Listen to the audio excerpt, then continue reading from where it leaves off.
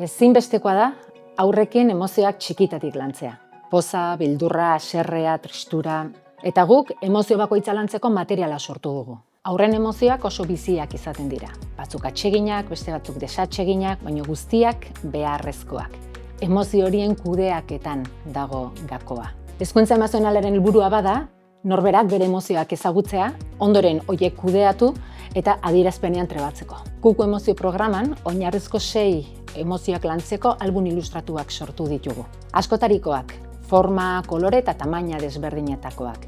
2 urtetik gorako haurrentzat. Irakurketa anitzak eskaintzen dituzten liburuak dira.